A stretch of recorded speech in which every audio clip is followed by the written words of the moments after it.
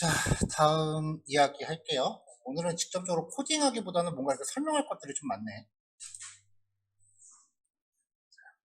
자, VS 코드에서 자바독 툴스라고 하는 익스텐션을 하나 깔게요. 제가 이제 여러분들 코드를 보면서 뭐 저도 수업 자료에 주석을 열심히 갖는 편은 아니지만 주석을 잘 안 달더라고요. HTML, CSS, 자바스크립트 같은 애들까지는 뭐 넘어간다 치더라도 웬만하면 자바 같은 경우는 멤버 변수, 클래스, 메서드 상단에는 주석을 꼭 다셔야 돼요. 자바 독이라고 하는 게 JDK 안에 포함되어 있는 프로그램인데 이 VS 코드의 익스텐션은 그 자바독이라고 하는 프로그램을 좀 쉽게 호출해주는 기능을 해요.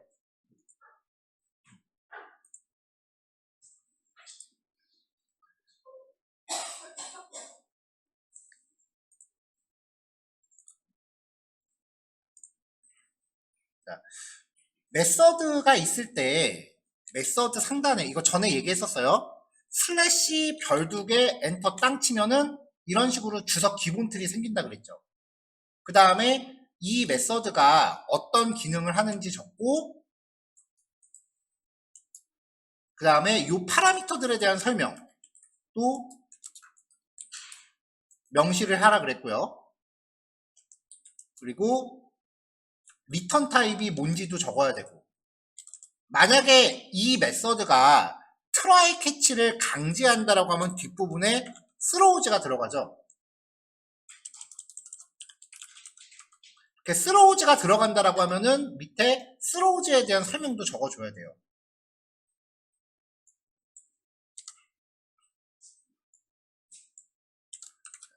자, 이렇게 만들면 비주얼 스튜디오 코드 상에서는 나중에 마우스를 올렸을 때 저 주석 단계 이렇게 설명으로 나온다라고 했었어요.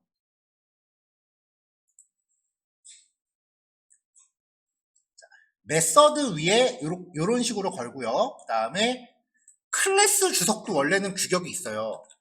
이렇게 하면 일단은 기본적인 멘트들 적어놓고 뭐 클래스는 요 정도만 설명만 적어도 되겠다. 그 다음에 이제 멤버 변수 같은 경우는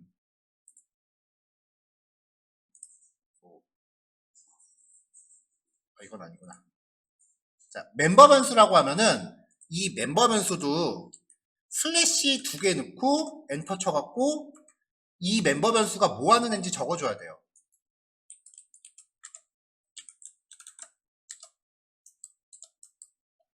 이런 식으로. 생성자도 적어볼까요?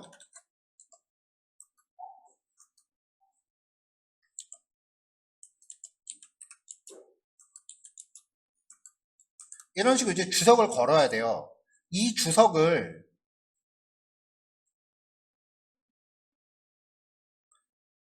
이제 익스텐션을 깔았으니까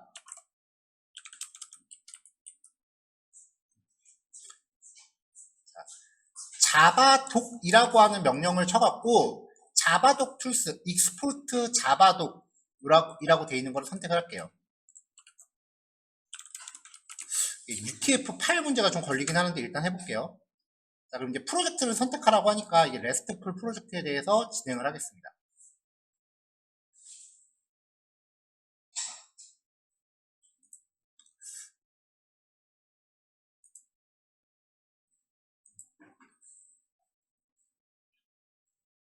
얘가 경로를 리눅스 방식으로만 접근하고 윈도우 방식으로 접근을 안 하네.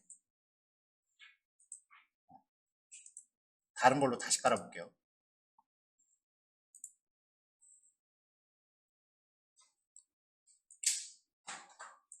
자바독 제너레이터. 이게 원래 명령 프롬프트에서 명령 한번 치면 되는 건데 그거 하기 싫어갖고 지금 하고 있는 거예요.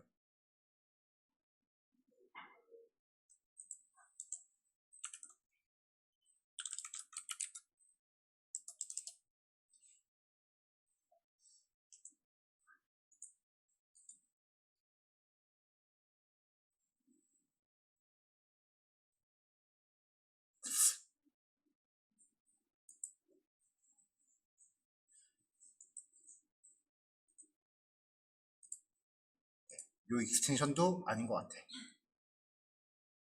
명령어로 칠까?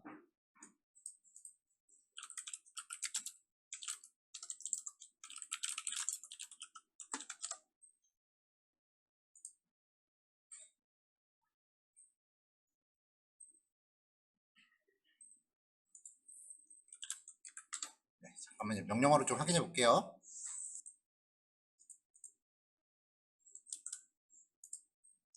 자, 프로젝트 폴더에서 명령 프롬프트를 열고 이 명령어를 터미널에 날리면 명령 프롬프트 열고 이 명령어를 이렇게 날리면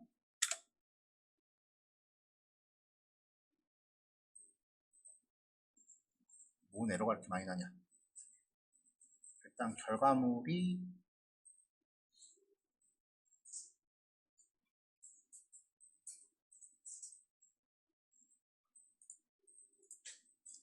자, 됐어요. 다시 돌아갈게요.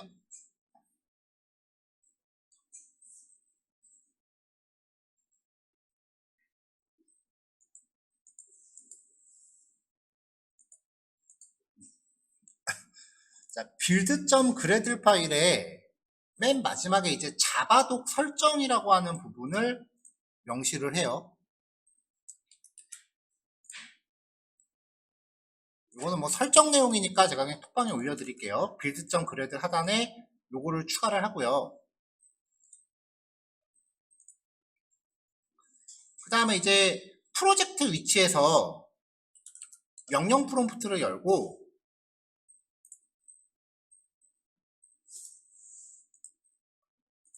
프로젝트 위치에서 명령 프롬프트 터미널을 열고 얘를 쓰는 거거든요.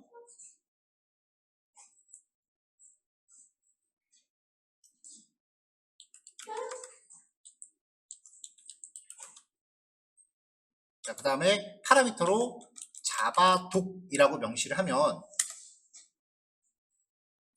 쭉 이렇게 결과물이 나옵니다. 이 과정에서 지금 여기 뜨는 거는 에러일 수도 있고 경고일 수도 있어요. 지금은 58개 경고가 있는 거고 아까 에러 있는 거는 제가 에러를 다 잡았어요. 이 에러가 자바 소스상의 에러가 아니라 잘못된 주석을 걸었을 때 그렇게 돼요. 지금 여기 원인 같은 경우는 주석이 없습니다. 노코멘트예요. 다 주석 안 달아놓은 거에 대해서 이렇게 뜨는 거고요. 아까 에러가 났던 경우는 어떤 케이스냐면은 이런 케이스. 분명히 주석으로 스테이터스 메시지 에러라고 지금 3개 파라미터를 주석을 명시했는데 실제로 이 메서드 보면은 에러라는 파라미터는 안 받고 있거든요. 그럼 실제 메서드 정보와 주석 정보가 다르니까 에러가 난 거예요.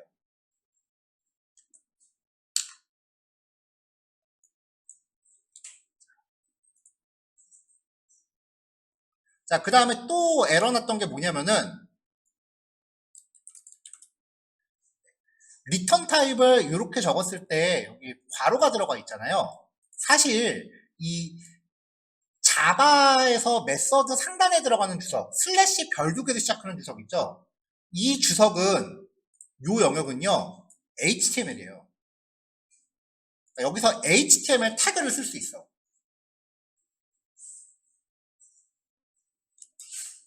자, 예를 들어서 폰트 칼라 레드 뭐 이런 식으로 제가 지금 폰트 태그를 적었단 말이에요. 이거는 상관이 없는데 줄바꿈도 하고 싶으면은 BR 태그 넣어서 줄바꿈 해야 돼요.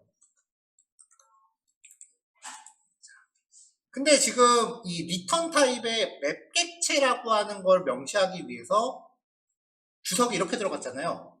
그러니까 이 자바 독이라는 프로그램이 괄호 있으니까 이거 태그 같은데 이런 태그는 없는데요 하면서 에러가 난 거야. HTML 안에서 태그가 아닌 괄호를 명시할 때는 end, lt, 세미콜론 end, gt, 세미콜론 이렇게 해야 화면을 출력할 때 괄호가 출력이 돼요. 그러니까 이거를 제대로 표현하고 싶었으면은 주석 자체도 end, lt, 세미콜론 여기도 end, gt, 세미콜론 이렇게 걸어줬어야 돼. 이런 식으로 주석을 달고서 다시 명령어를 날리면 왜 또 에러야?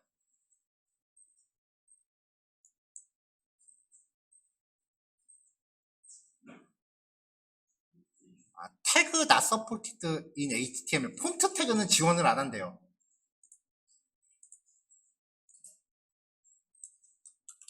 스트롱 태그로 바꿀게요. 얘가 모든 HTML을 다 지원하는 건 아니더라고요. 에러 없어졌어요. 자, 이렇게 명령어를 날리면 빌드 폴더 안에 독스라는 폴더가 생기고요. 그 안에 자바독이라는 폴더가 들어가요. 이 폴더 안에 있는 결과물을 열람해 보면 수없이 많은 HTML과 자바스크립트와 CSS 같은 게 생기는데 여기서 다 필요 없고 index.html만 여세요. 그러면 이런 게 생깁니다. 여기서 헬퍼 안에 아까 제가 썼던 메서드가 페이지 헬퍼. 페이지 헬퍼 열어보면은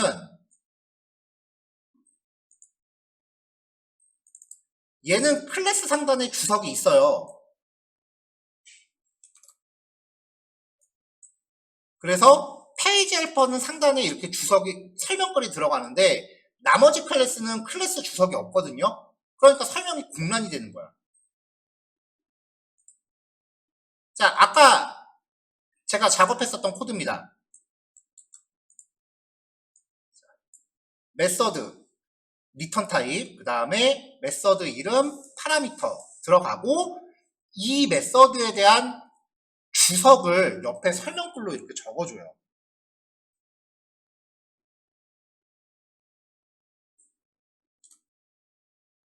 그래서 이 메서드를 클릭하고 들어가면은 내가 자바독에 명시했었던 내용들이 이렇게 매뉴얼로 남는 거예요. 이거 주석 안 남으면은 프로젝트 하고 나면 여러분들이 만든 모든 클래스별로 메서드를 다 MS 워드로 문서화해야 돼요. 미칩니다, 그거 진짜 문서 작업. 평상시에 주석 꼼꼼하게 달아놓는 습관을 들이셔야지 실무 개발자는 단순히 프로그램만 잘 짜는 사람 찾는 게 아니에요. 일을 할 줄 아는 사람을 찾는 거야. 프로그램을 잘 짜는 거랑 개발 업무를 잘하는 거는 결이 달라요, 여러분. 자기 고집으로 그냥 코딩만 하는 사람은 그냥 혼자 1인 개발자 하는 거죠. 협업을 할 수 있는 사람을 찾는 거예요. 세상에 어떤 팀을 만들어서 갑자기 시작하는 게 아니기 때문에 기존에 운영되던 회사에 기존에 갖춰져 있던 팀에 투입이 돼서 그 팀의 업무 스타일에 자연스럽게 녹아 들어갈 수 있는 사람을 찾는 거예요. 그래서 이런 식으로 이제 그 각종 업무 보조 도구들에 대한 사용 방법도 아셔야 돼요.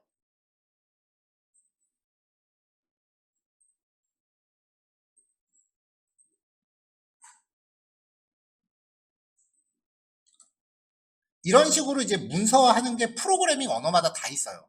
파이썬도 있고 자바스크립트, HTML, CSS는 없고요. 이런 식으로 이제 기능들 잘 주석으로 정리를 해 놓으시면은 나중에 여러분들 프로젝트 포트폴리오 만들 때 요 레퍼런스도 프로젝트 설명하는 파워포인트 같은 거에 URL 하나 걸어 놓으시면 돼요.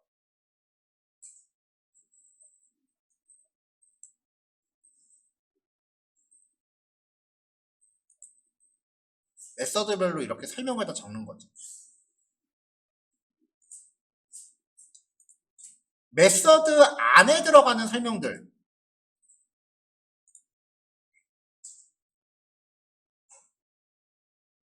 메서드 안에 들어가는 이 설명들은 제가 단순히 그 여러분들한테 내용 전달하려고 적는 거고 메서드 안에는 주석 없어도 돼요. 알아볼 자신 있으면.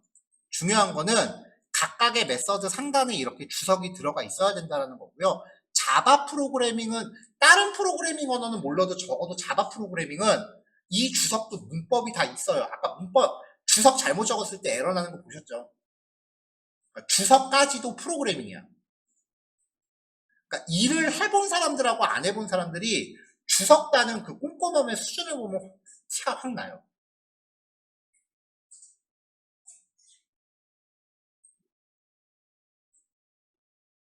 그래서 그 소스 코드 받아볼 때 특히 포트폴리오라고 만들어서 제출해주는 것들 이제 그 면접 하는 사람들 이제 뽑으려고 볼 때 주석 안 달려 있으면 사실 코드 열어보기도 싫어요. 그러니까 여러분들이 열심히 만든 코드를 어필할 수 있는 기회를 스스로 놓치지 마세요. GitHub 저장소 다 제출할 거 아니에요. 그 자기 포트폴리오라고. 그럼 어떻게 짰는지 볼까라고 해서 코드 열었는데 코드 안에 로직 하나하나 안 뜯어봐요.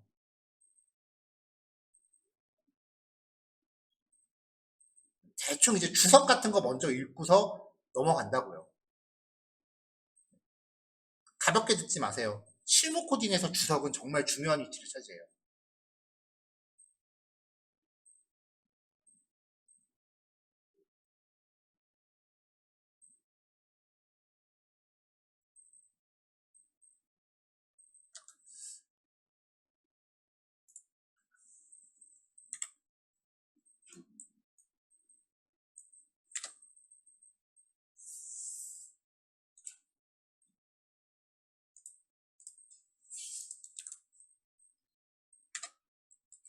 자, 정리하면은 요 설정 내용을 build.grad 하단에 넣고 명령 프롬프트에서 요 명령을 날리면 됩니다.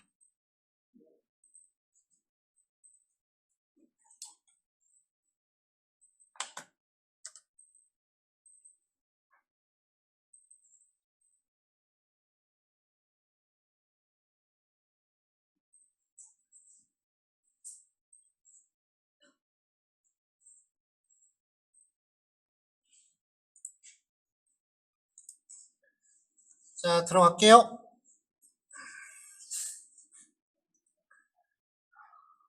RESTful API를 만들 때 응답 결과를 항상 일정한 규칙을 갖게끔 할 거예요. 그래서 먼저 스테이터스 값이 들어가고 그 다음에 메시지에 OK 이런 식으로 들어가고 아이템이라는 곳에 이제 실제 데이터가 들어가야 되며 마지막으로 타임스탬프에 데이터 생성 시각이 들어가게끔 할 거예요. 이게 그 RESTful API가 에러를 만나면은 스프링 보트가 자동으로 출력해주는 형식이거든요. 이 형식에 맞춰서 이제 에러 처리를 할 겁니다.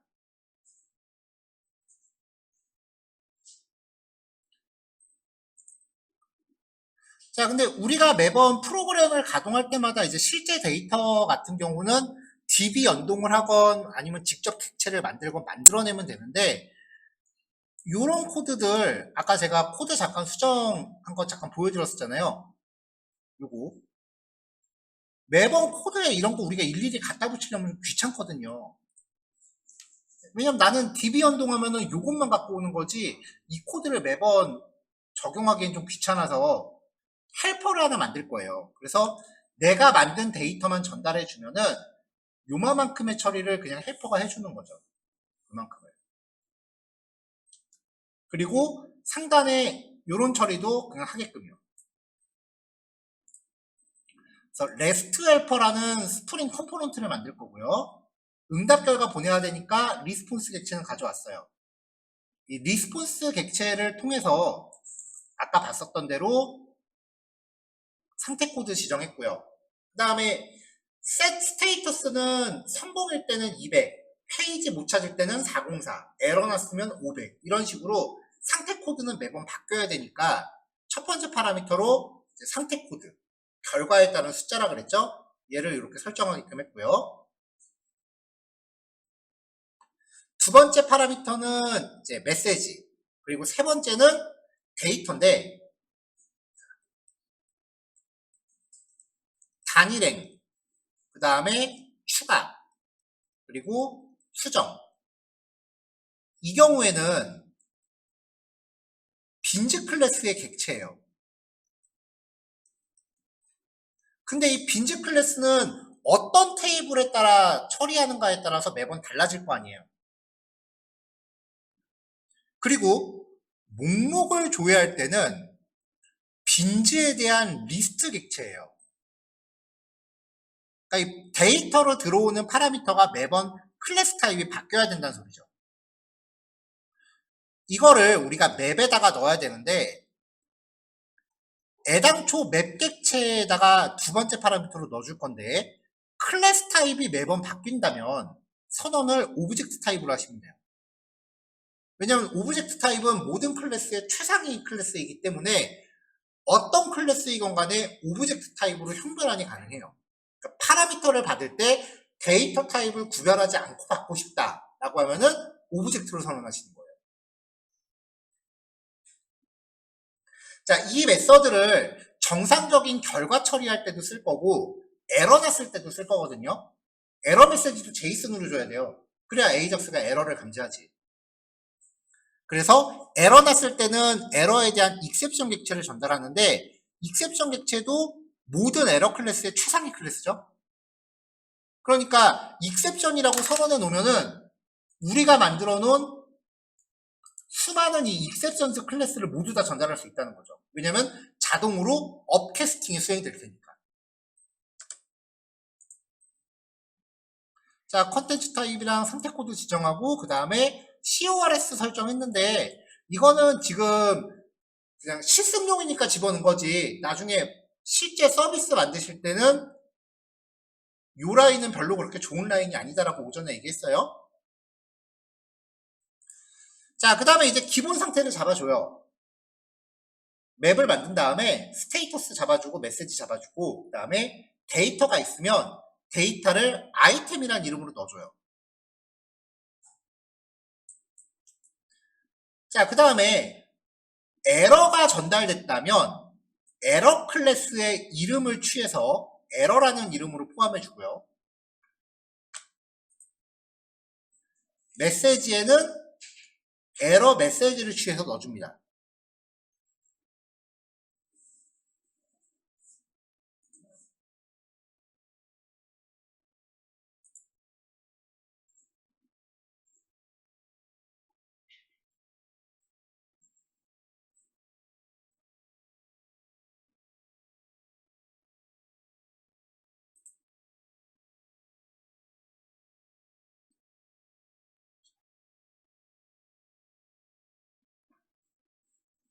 자, 그 다음에 이제 프린트 스택 트레이스로 출력되는 내용을 문자열로 받는 코드인데 바이터의 아웃풋 스트림을 뽑아서 얘를 프린트 스트링 객체한테 넣어주고요.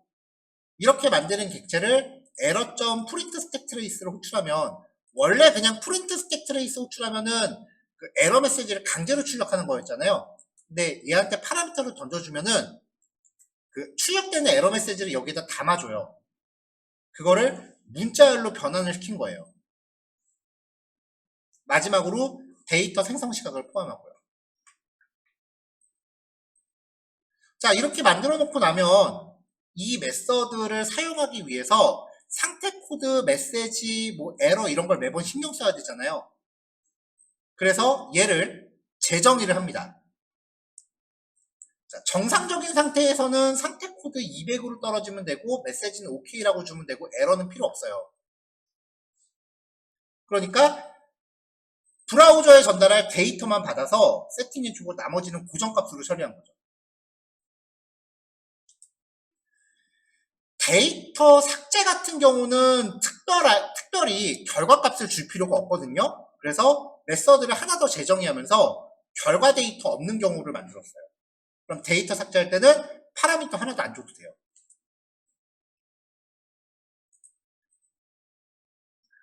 그 다음에 이제 send error라는 메서드를 만들었는데 에러가 났을 때 상태 코드, 에러에 대한 상태 코드가 그 다음에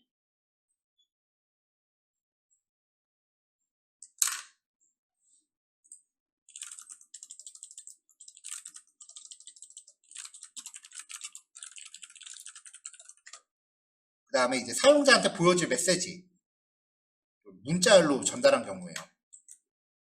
에러 메시지를 그냥 뭐 아이디가 입력되지 않았습니다, 이런 식으로 우리가 문자열로 처리할 수도 있잖아요. 문자열을 에러 객체로 만들어서 토스했고요. 상태 코드 이렇게 전달했고요.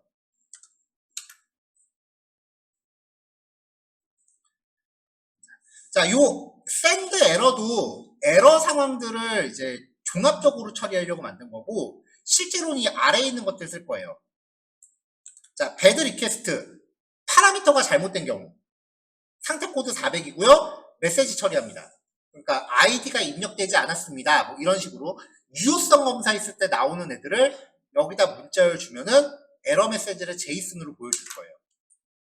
문자열로 처리 안 하고 익셉션 객체로 쓰고 싶을 때는 익셉션 객체 통째로 주시면 돼요.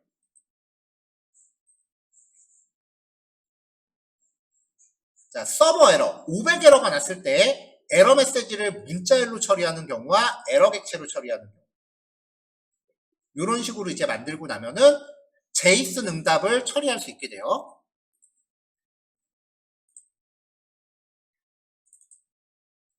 자, 이걸 만들어서 샘플로 레스트풀 API를 만들 건데, 일단 마린이라는 이름의 클래스, 빈즈 클래스를 하나 간단하게 준비하고요. 얘를 사용하는 마린 레스트 컨트롤러라는 애를 만들 거예요. DB 연동을 붙일 건 아니고요. 레스트 헬퍼 가져오고요. 리스트를 하나 만들어요. 얘가 DB 역할을 할 거예요. 전역 변수로 선언했으니까 계속해서 살아 있습니다. 얘는 프라이머리 키를 할 변수예요.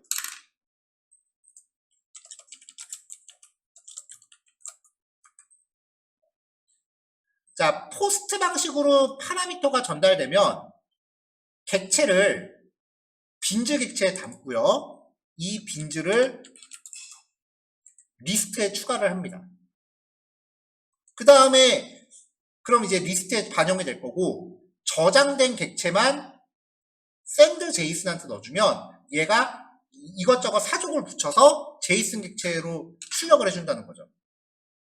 일단 레스트풀 API 만들 때 컨트롤러 위에 레스트 컨트롤러 들어가는 거, 이거 꼭 기억하셔야 되고요.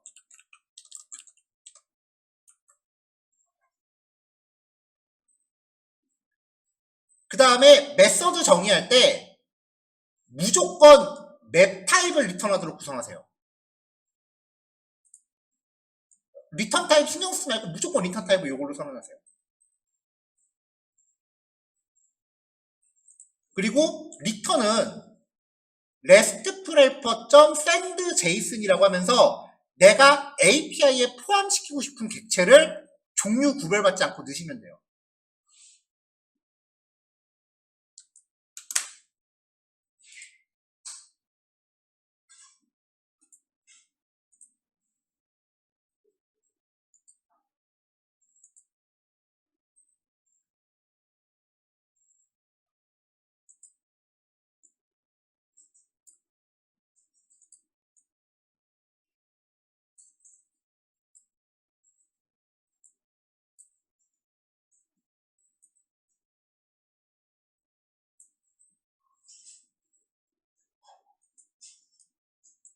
자, 그래서 호스트 방식으로 세팅한 다음에 저장할 파라미터 세팅하고요.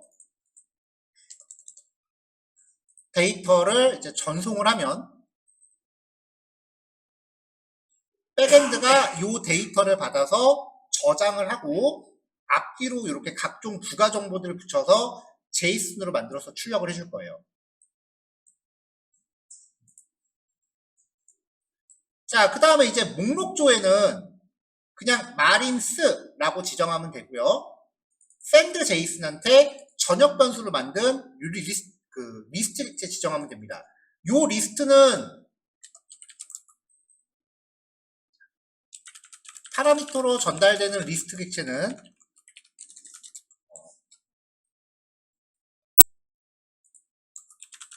다중행 조회 결과를 가정한 객체예요. 우리가 DB에서 목록 조회하면 리스트 타입으로 반응받죠? 여기서도 파라미터로 전달되는 마린 객체는 서비스 계층에서 데이터 저장 후 저장 결과를 반환하는 상태를 가정한 거예요. 예전에 서비스 계층 구현할 때 인설트하고 나서 굳이 조회할 필요가 없는데 일단 만들어 놨다라고 했었어요. 왜냐면은 AJAX는 저장하고 나면 저장 결과 이렇게 보여줘야 돼요.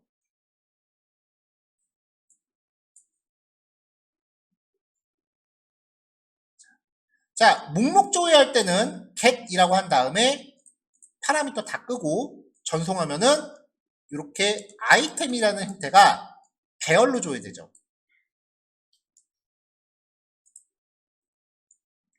자, 특정 마린을 조회합니다. 마린스에서요, 스트림 객체로 바꿔요. 그 다음에 필터 싹 다 걸러내요.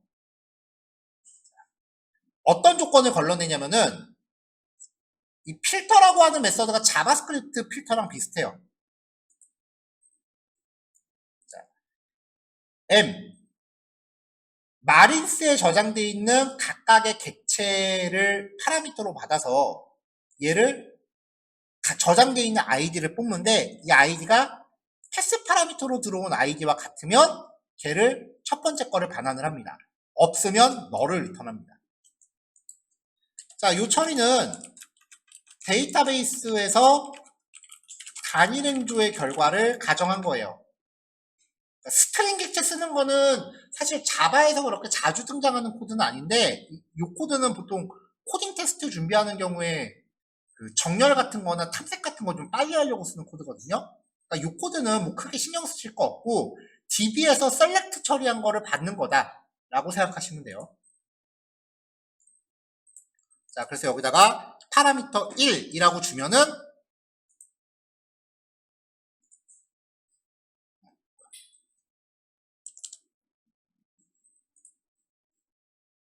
제가 동물하고 얘가 다 그거였구나. 포스트부터 다시 할게요. 제가동 되면은 데이터 다 날라가요. 자, 한 9개 정도 넣습니다. get. 자, get으로 조회하면은 객체가 이렇게 쭉 들어있죠? 여기서 8번 객체를 가져와 볼게요. 8번. 자, 그러면 8번에 해당하는 아이템만 가져오죠. 수정할 때는 put이라고 한 다음에 수정할 정보들 다 전달하면 되겠죠? 공 하나씩 더 붙입시다. 얘네들 0으로 그냥 없애버릴게요. 자, 수정할 때도 패스 파라미터 받고 수정될 정보들 받은 다음에 일련 번호가 일치하는 객체를 찾아서 그 객체의 정보를 변경을 해요. 그리고 변경된 객체를 제이슨으로 던져주는 거죠. 자, 얘도 데이터베이스에서 업데이트 처리 결과를 가정한 코드고요. 수정된 객체를 제이슨으로 반환을 해줘요. 전송 누르면 수정된 정보가 이렇게 떨어지죠. 마지막으로 삭제예요. 삭제는 그냥 리스트에서 지우면 돼요. 자, 그 다음에 삭제 시에는 전달할 결과 데이터가 없으므로 결과 코드만 전송을 합니다. 이때는 파라미터 아무것도 안 주면 헬퍼가 알아서 8번 데이터 지워라 라고 전달하면은 헬퍼가 알아서 이렇게 결과값만 줄 거예요. 이 결과 데이터 형식을 구성해주는 헬퍼를 준비한 거예요.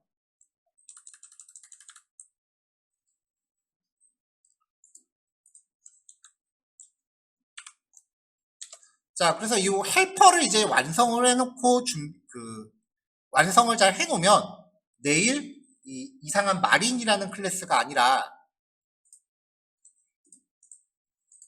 데이터베이스 연동 결과를 통해서 RESTful API를 만들어 보게 될 거예요.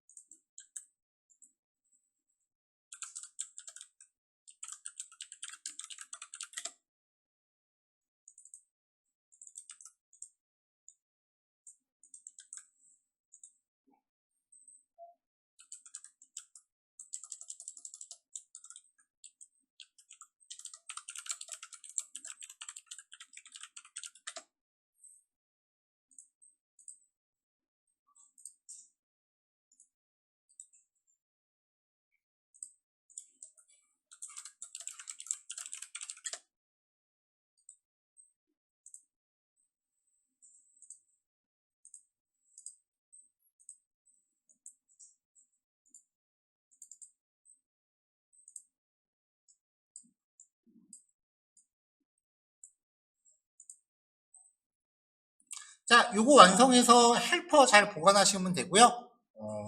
지금 하고 있던 이 레스트풀이라는 프로젝트는 이제 요걸로 마무리가 됐어요. 따로 HTML까지는 안 만들 거예요. 그냥 그 썬더 클라이언트로 작동 잘 하는지만 확인하시면 돼요.